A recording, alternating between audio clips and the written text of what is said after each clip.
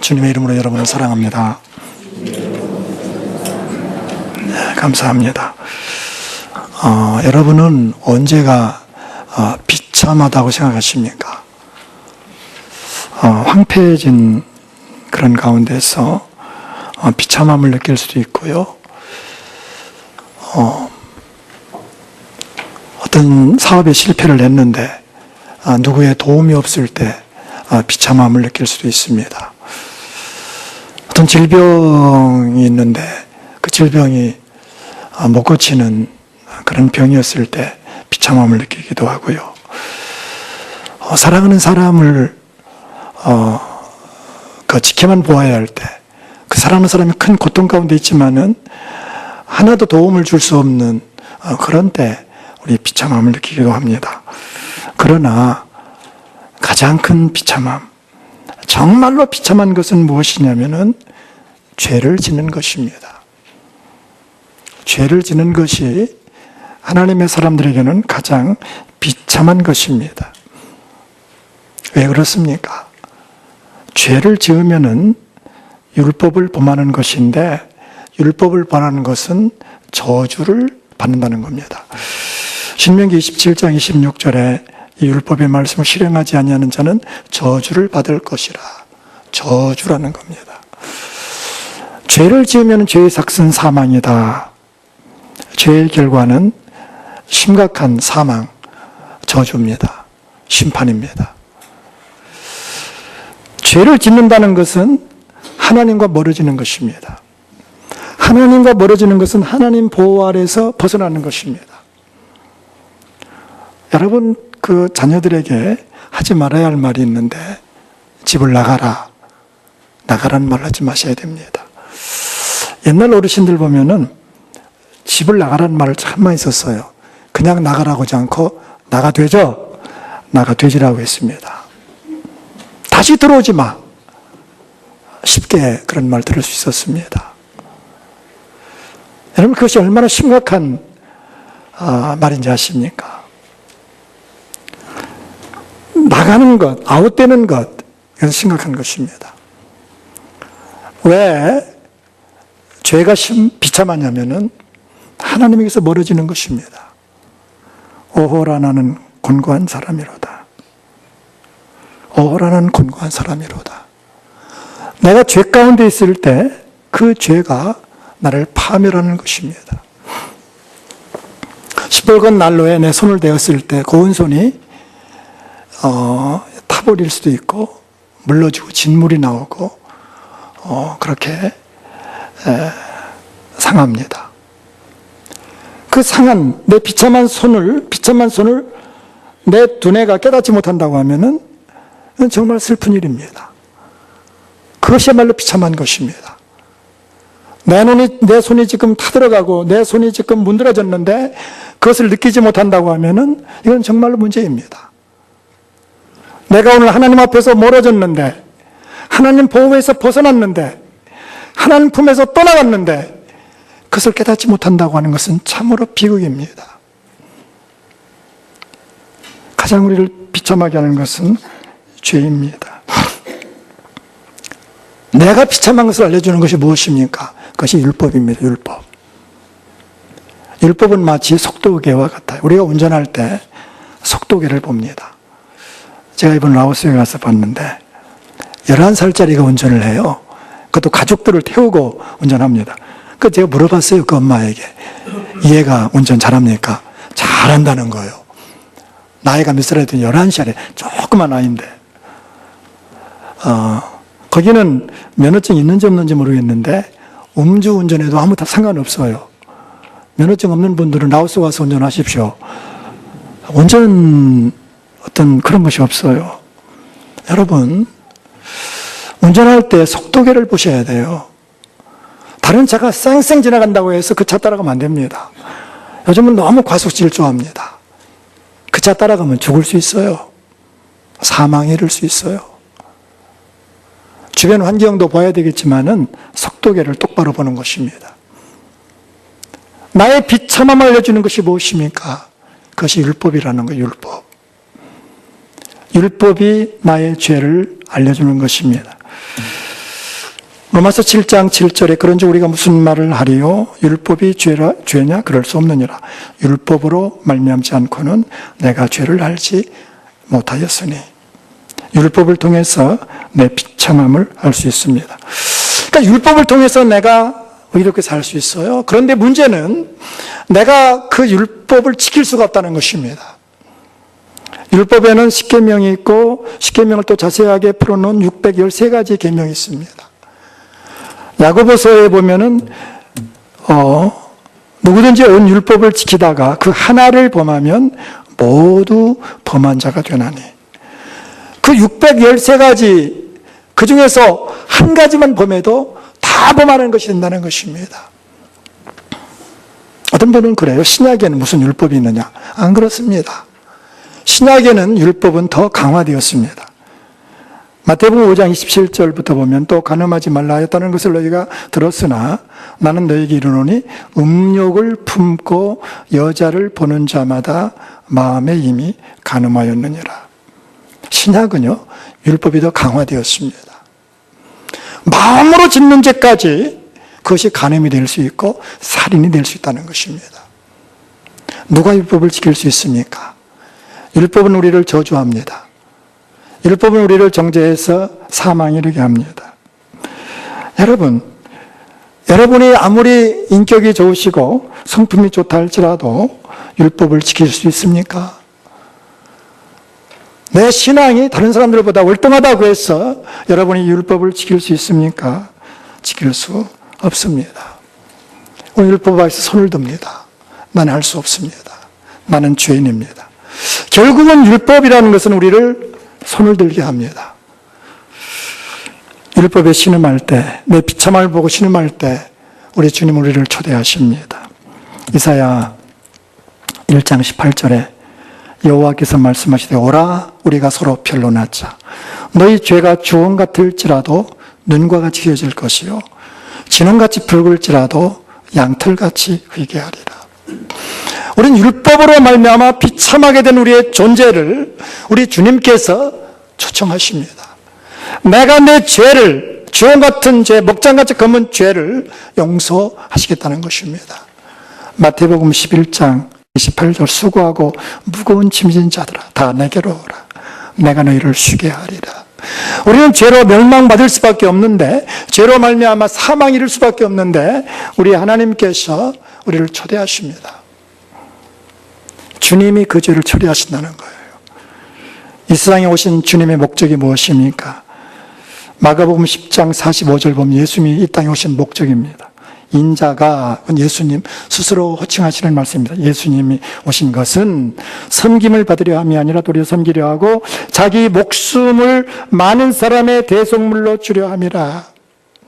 예수 그리스도께서 당신의 목숨을 드리심으로 율법에서 요구하는 그 사망을 주님이 이루신 것입니다.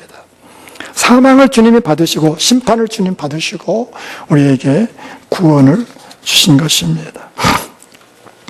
오늘 본 말씀을 한번 보십시오. 출애굽기 20장은 십계명장입니다. 이 십계명장, 출애굽기 20장 하면 여러분 뭐 거의 다 아시죠? 고린도전서 13장은 사랑장, 고린도전서 15장 부활장, 그리고 출애굽기 20장은 십계명장이죠. 자, 그런데 십계명을 쭉 이제 3절부터 나와요. 나 외에 다른 신을 두지 말라. 2절 보면 우상을 만들지 말라. 3절은 그 다음에는 하나님 이름 망령되게 걷지 말라. 안식일을 범하지 말라. 쭉 나옵니다. 근데 그 위에, 그 머리에 무엇을 달고 있습니까? 2절에 나는 너를 애굽 땅 종되었던 집에서 인도하여 낸 내 하나님 여호와니라. 율법 위에 복음을 두고 있습니다.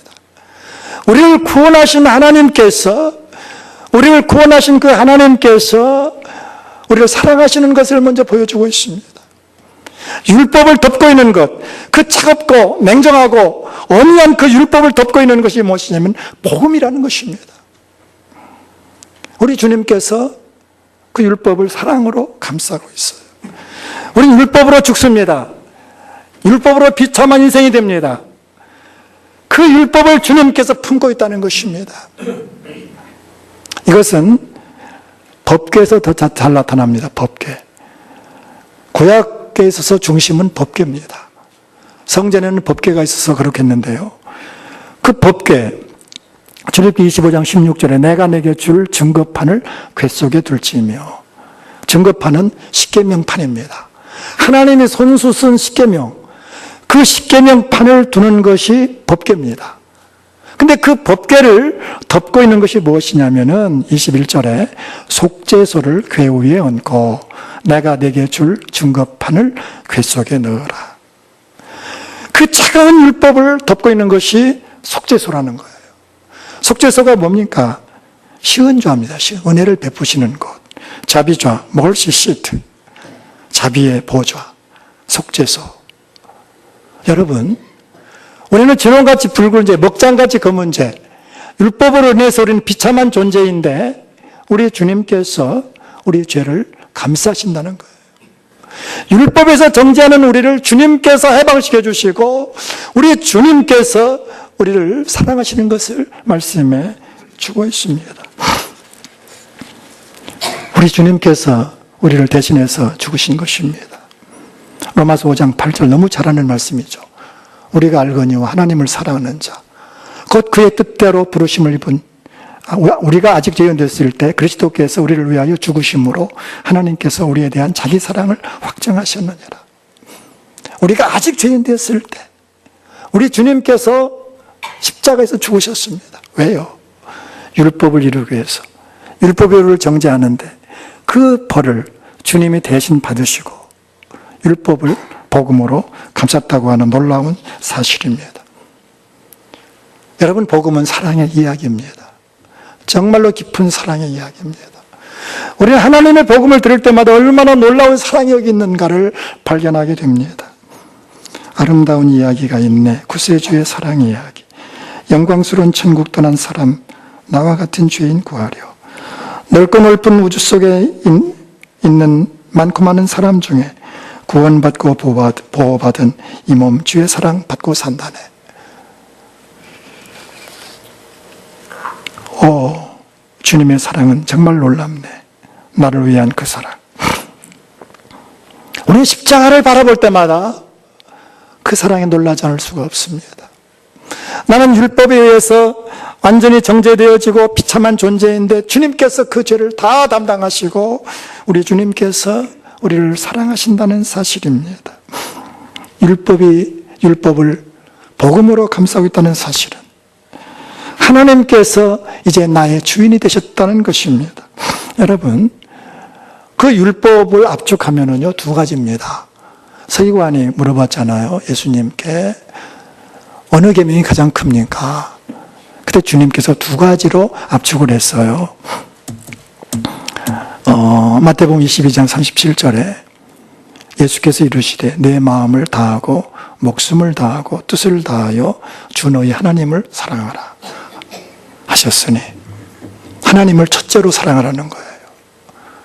그리고 둘째도 마찬가지입니다. 둘째도 그와 같으니, 그와 같다는 것은 하나님을 머리로, 하나님을 주인으로 섬겨서 하나님이 원하시는 대로 내 이웃을 내 자신같이 사랑하라.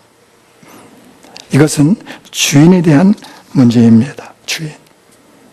이제는 주인을 내가 주인이 아니라 하나님이 주인인 것을 말씀해 주고 있습니다. 우리는 교회 나오면 예수님을 영접합니다. 여러분 중에 예수님을 영접하지 않은 사람이 있습니까? 예수님을 주님으로 영접하십시오. 내가 예수님을 믿겠다고 하는 것은 무슨 약속이냐면은 주인의 자리를 예수님께 내어주겠다는 의미입니다. 요한계시록 3장 20절에 볼지어다 내가 문 밖에 서서 두드리노니 누구든지 내 음성을 듣고 문을 열면 내가 그에게로 들어가 그와 더불어 먹고 그는 나와 더불어 먹으리라. 우리 주님을 우리가 모시는데 하인으로 모시는 것이 아닙니다. 손님으로 모시는 것이 아닙니다. 주인, 로드, 주님, 세이비어, 구주로 모시는 것입니다. 나의 왕으로 모신 것입니다. 예수님을 믿겠다고 결정한 것은 이제는 예수님만이 나의 주인이라는 뜻입니다. 내가 예수님의 이름을 부른다고 하는 것은, 예수님을 주인으로 섬긴다는 것은 예수님만이 나의 왕이시고 나의 주인, 나의 구주라는 그런 뜻입니다. 여러분의 주인은 누구십니까? 여러분의 참말로 주인은 누구십니까? 주님이십니다. 우리 예수님이 주인이십니다. 착각해서는 안 됩니다. 우리가 주인이 아닙니다. 적어도 내가 예수님을 믿는다고 하면은, 내가 예수님의 이름을 부른다고 하면은, 내가 하나님 믿는 자녀라고 한다고 하면은 내가 주인이 아닙니다. 주님이 주인이십니다. 여러분, 주님이 주인이 되시면은요, 놀라운 사실은 율법을 다스린다는 것입니다.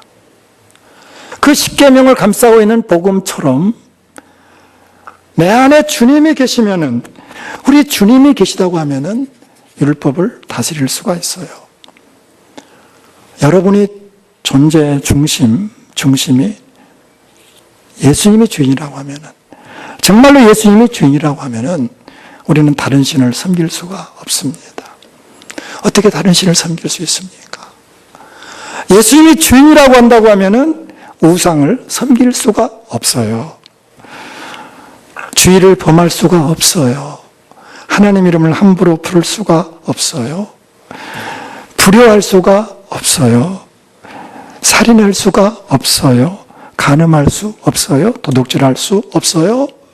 613가지 우리는 다 기억하지 못한다 할지라도 내 안에 주님이 주인이라고 하면은 이 모든 계명은 나를 존귀케 하고 나를 변화시키고 나를 새롭게 하는 영광으로 인도한다는 사실입니다. 복음 밖에 있었을 때는 율법으로 나를 비참하게 했습니다. 율법이 나를 정죄했습니다. 그러나 나가 그리스도 안에 있을 때, 그리스도가 나의 주인이 되었을 때 나는 율법을 지배하고 율법 가운데에서도 자유를 얻고 우리는 참된 그리스도인 하나님의 자녀로 살게 되는 것입니다. 성도들은 죄를 범할 수가 없어요. 성도가 죄를 범할 수 없다는 것은요, 다른 말로 말하면은 성도가 죄를 범할 수 없도록 하나님이 지키신다는 거예요. 저는 65년을 살면서 정말 여러분이 고백하고 싶은 것은 제가 의로워서 의롭게 사는 것이 아니라는 사실입니다. 저도 수많은 유혹의 자리가 있었습니다. 수많은 죄를 지을 수 있는 상황이 있었습니다. 그렇게 제가 약합니다. 그러나 하나님께서 저를 지켜주셨습니다. 제가 의로워서가 아닙니다. 제가 도덕적인 사람이기 때문에, 내가 율법적인 사람이기 때문에 죄를 범하지 않은 것이 아니라 주님께서 유혹을 막아주셨습니다. 요한일서 3장 9절에 하나님께로부터 난 자마다 죄를 짓지 아니하나니 이는 하나님의 씨가 그의 속에 거함이요.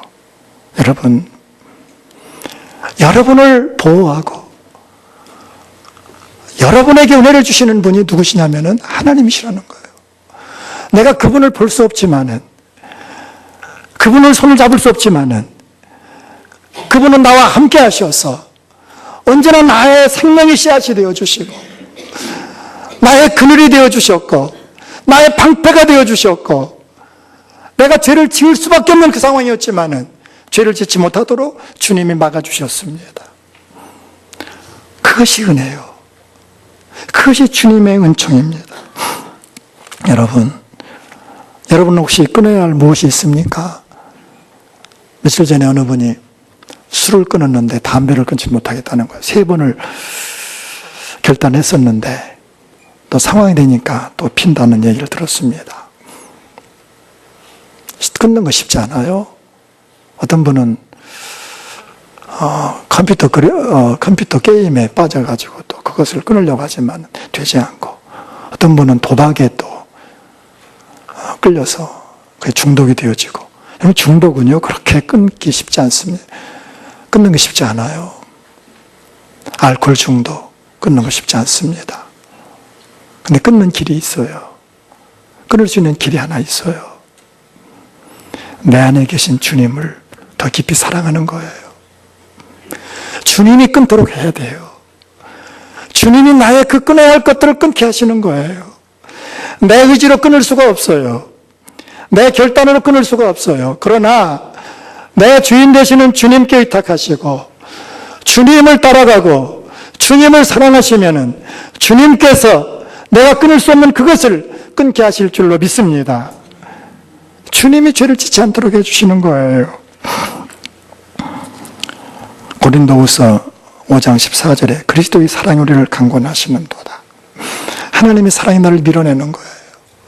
하나님의 사랑이 나를 죄를 짓지 못하도록 막아주시는 것입니다. 여러분이 의로워서 이렇게 사는 것이 아닙니다. 하나님께서 그렇게 하시는 것입니다. 하나님의 사랑이 강권합니다. 용서할 수 없는 사람을 용서하게 합니다. 원수를 축복하게 합니다. 내가 하는 것입니까? 아니에요.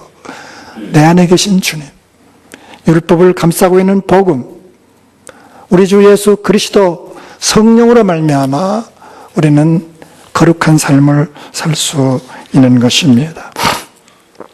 여러분, 율법을 지금 복음이 감싸고 있다는 것이 무엇입니까? 율법은 사망에 이르는데 사망을 우리에게 가져오게 하는데 그 사망을 다스린다는 것입니다. 예수 믿는 사람들은요, 죽음 앞에서 노래합니다. 고린도전서 15장 55절, 사망아 너희 승리가 어디 있느냐? 사망아 내가 쏘는 것이 어디 있느냐? 죽음 앞에서도 담대합니다.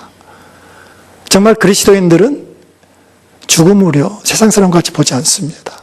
아브라함의 하나님, 이삭의 하나님, 야곱의 하나님. 야곱은 옛날 죽은 사람입니다. 그러나 하나님 앞에는 그대로 살아 있습니다. 우리 눈으로 보지 못할 뿐입니다. 이삭은 옛날 사람입니다. 그러나 그대로 있습니다. 하나님 앞에서